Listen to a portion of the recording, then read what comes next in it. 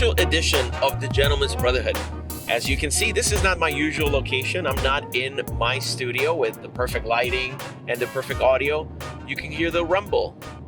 We are traveling. I'm traveling with some friends out to Tennessee from Florida. We're going to be engaging in part of some special events of one of the fraternities that we belong to.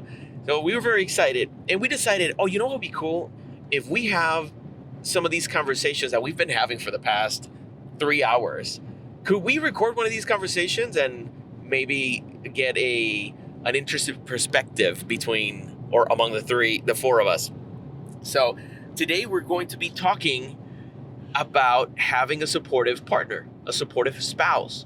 You see, 4 dudes going across a couple of states for 4 days requires dispensation from the authorities. It is important that your partner is on board, right? And supports you. So we wanted to explore a little bit of that.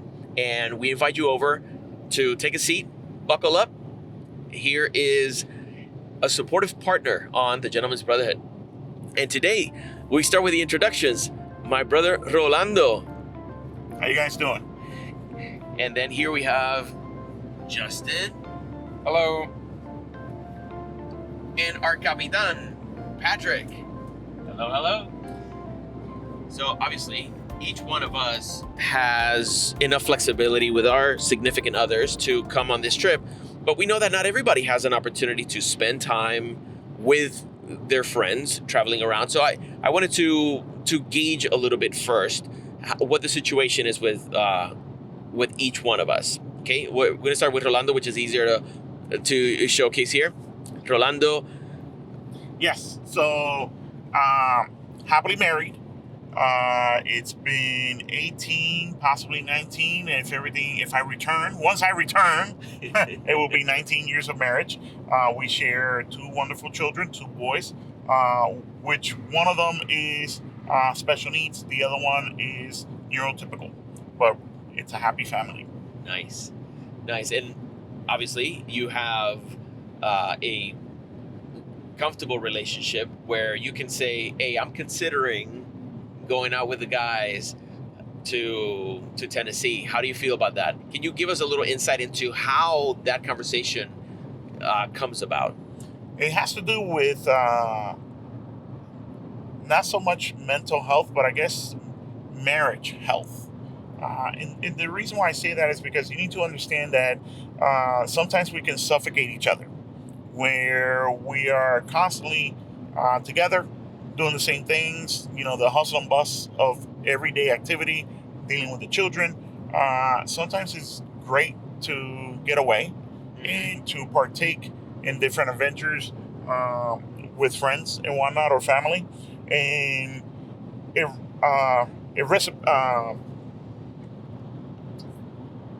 the same way that I'm having my opportunity to decompress, she's allowed to do the same. Nice. Or not allowed. I don't think allowed is the word, but we'll edit that in post. Yes. But she definitely partakes on her own adventures as well. No, you see, that's good. And do you feel comfortable bringing up these kinds of requests after 19 years? Do you feel it's as difficult? Is it easier? Was it never difficult? How would you say that relates to whenever you have to bring up the potential escapade with your friends? Well, number one, I don't think it's request-based. I don't think I have to ask permission. Neither do I believe that my wife have to ask permission to do anything that she wants to do in life. The reality is that we have ideas, and we share each other's idea, and we have conversations, and we figure them out. And that's the reality of what true teamwork looks like. I have 19 years under my belt to definitely say that having a no-nonsense, 100% true conversation, and to listen to each other rather than reply just because, well, you said this, well, I'm going to say this. That doesn't help. Yeah, it's not the tit for tat. It's more of a being considerate. Correct. And earlier in one of our conversations, Patrick was talking about the fact that you are contributing to the, and I've used this analogy before, contributing to that account. So you're making deposits, and you're making it easier for her to go and spend time with her friends. You are perhaps encouraging her to spend time doing some of the things that she likes, and it becomes equitable whenever it's time for you to make a decision that, I would love to do this, I would love to be part of this experience. Does it impact her negatively? How does it fit into the whole family schedule? So Patrick, what would you say is the dynamic between you and your lady when it comes to that whole depositing into that goodwill bank, if you will? Do you see it like that? If you do, have you always seen it that way? Yeah, that's a really great question, because me and my wife and I have been married 25 years. We've got 3 kids. I'm married to the most supportive woman I've ever known in my life, who wants nothing but the best for my happiness, and it's reciprocal. It's the same the other way around. But I tell the story that, I supported my wife. She was raising the kids, full-time job, and going for a master's degree. It took her 9 years to get her master's degree. So I help with the kids, the house, the cooking, the cleaning, just everything that's involved in a marriage and raising a family. So when I joined the organization, she told me, well, you gave me 9 years, I'm going to give you 9 years. I don't think she understood the ramifications of saying that she gave me 9 years to do what I'm doing. But yeah, it's always been that way. I feel you have to be absolutely considerate of your partner 100% of the time. We all have our bad days where you may not be my favorite person. I may not be your favorite person. But in the end, we still have each other's best interest at heart. So that depositing, right, of equity into the bank is almost second nature when you have a great partnership and you have both people looking out for the best interest of the other person. Nice. Now, it's almost guaranteed that someone, at least one person who listens to this, is going to think, well, that sounds so cold and transactional. To look at it as, I'm depositing time so that I can then withdraw it at another time. What would you say to someone who perhaps initial reaction is that? Well, that's a very rudimentary way to put it, the depositing of time, but it's factual. It really is. But it's not like, we have an account of, okay, you did this for me for this long, so I'm going to do this for you for this long. Uh-huh. It's just wanting the best for the other person, right? So my wife takes a girls' trip 2 or 3 times a year with her girls and everything else.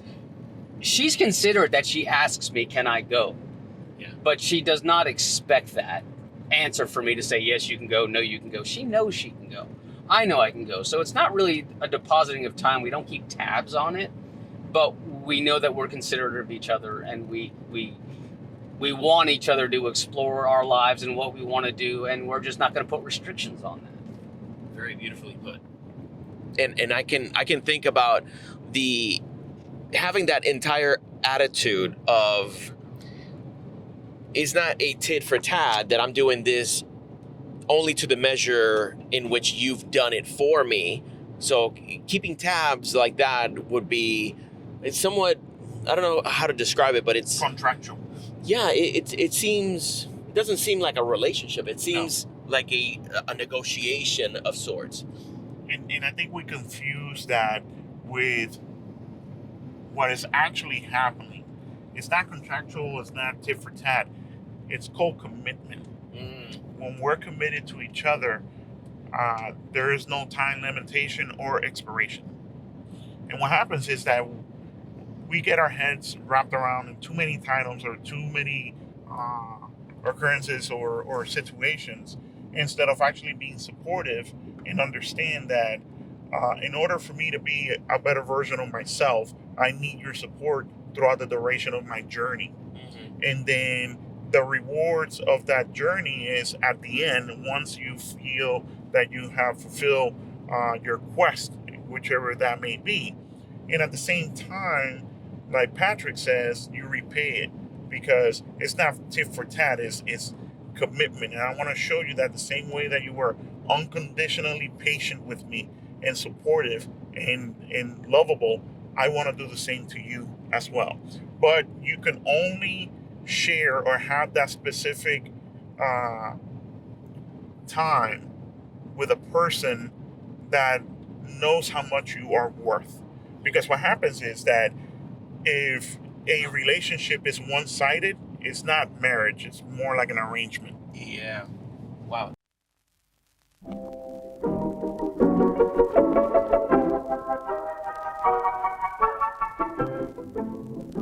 This program is made possible in part by the Gentleman's Brotherhood store, featuring an exclusive line of apparel designed to not only look good, but to spread a most needed message. We invite you to look at our growing collection and support our brotherhood through your purchase.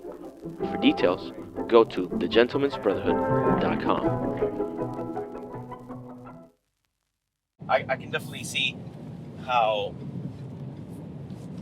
it's almost like a forced interaction. Now I'm curious, Justin is a young man who, of course, is not married at the moment, but you have your own experiences with your partner, and you also have the foresight where you have access to men like Patrick and Rolando that are married and they have a very supportive relationship. But have you seen in your friends or relatives any kind of opposite dynamic? Have you been able to see that, oh, I used to be able to hang out with these friends, and as soon as they got married, it was almost like now they were imprisoned and couldn't hang out with the guys anymore? Can you share any insights into that? Well, I don't have a lot of experience, obviously, since I'm only 22, so I don't have a lot of friends who are married. But I've had experiences of people getting in relationships that I'm good friends with, and then I never see them again. Yeah, definitely. Yeah, in high school, not that long ago. I mean, 4 years ago that I graduated. Yeah, I had a good friend of mine who, as soon as he got into a relationship, we used to play games together, and we used to hang out and eat food together and stuff, and I never saw him again after that. And but yeah, I've definitely had that experience. Would you say that his needs to spend time with you as a friend and still enjoy those experiences of like maybe going out and eating, playing some games or anything like that, do you think that stopped, or do you think that he had to put that on a back burner or just shove it in a closet completely? Yeah, that's a good question. I think from his perspective, because we were so young at the time, I think having a relationship for him at the time was such a new concept that he wanted to essentially pour his entire time into it, because he thought it was like a fleeting, he was worried about not having a relationship now that he had one. Yeah, it could disappear at any moment. Exactly. If he didn't do the right things. Exactly. So he wanted to just spend as much time, if not all his time, on the relationship or with that person, rather than with his friends that we've known him for a long time. So it was much less that he was, what did you just said? You described it in a way that you just said something. That he was... Like in prison? Yes. It was kind of much less that he was in prison, more that he was afraid of losing now what he had now Especially like a relationship. Yeah. Like that's something that like it pulls on your heartstrings. Mm-hmm. You have this feeling that you're getting that nobody else gets you, and like you don't want to lose that. Yep, exactly. You kind of... Well, he thought... I know he thought at the time that he had found the one at the time. Yeah, and then, it took less than a year and it was over. That's so interesting. I've been in that situation, and I was having a conversation recently with a neighbor where I was telling him, I remember one of those early relationships I had when I was in high school and like the first couple of years in college, and I thought, well, I have to plan the rest of my life around this one person. And there are many things, of course, that I've learned, and one of them that comes to light with your description of your friend's experience is the setting of boundaries. Like, we can agree that spending time with your friends, or even, let's say not even your friends. Let's say you have a hobby where you love, hiking, and she hates hiking, but that's important to you. It was a part of your life, part of all your life, and you would like for that to continue to happen. when you're building a relationship, setting some of those boundaries, saying, listen, this is really important to me. And I know that you have things that are important. Let's have a compromise. There has to be some sort of amicable agreement where, yeah, I'm going to give you room for you to do the things that are important to you, and I'm expecting the same. That's what I think that he lost at the time, was that he thought that essentially he had to do everything around based on the relationship that he had, when he forgot that he had been our friends, my friend group, for longer than he knew her. So, it's like he gave up, the relationship that he had longer with us for the person that you just met. And you said that they're no longer together, right? No. Now, were you able to recover any of that old connection that you had with him? Or by that time, had you moved further in a path that separated you too much? Yeah, we had connected for a short time after that. But it never recovered fully, no. Yeah. No. Not like it was, no. We were like best friends before, and then it just never came back, yeah. That's very, it's unfortunate, but like there's an episode that I did about curating friendships where we talk about the fact that there are friendships that are there for a season, for a reason, or for life. And being able to identify and appreciate like what kind of friendship that is. Like, there's some friends that I really miss, but I have to recognize that they were friends for a season. Yes, but that actually brings up a different topic or a different direction of this topic, which number one, traditionally, right? What is the background? What is your culture? And the reason why I say that is because I know that we have specific individuals or specific families that are focused that you need to start a family as soon as you graduate high school. Others, families are, you need to go to college and don't even think about a partner until you get your bachelor's degree or an equivalent. You have plenty of time to make a family on your own. So you have a different play on culture in your own personal home as well, specifically with your parents. And then you got to look at your parents' status, right? Are they still married? Did they split up? Look what happened to me and mom. We were in different planes at different times. And that plays a huge list of items or degree of difficulty in your personal life in the future and the way that you want to create your own family. Yeah, because there are these external expectations that, for whether it's for the sake of the family or the culture, you want to do good about. What about the families that are betrothed? That are what? Betrothed, where you're not allowed to choose your partner. It's already been chosen for you. Oh yeah, that's definitely a more complicated thing. We're fortunate, of course, that in our culture we don't have to do that. By the way, you hit me over the head with that word, and I was like, "Whoa, what do we say? What?" Yeah, no, but it's interesting, and the thing is that it's all about culture. It's all about what you want to get out of life, right? And then at the same time, you know what you're expecting. Well, the question is, are you willing to do the same for the other person? I love that.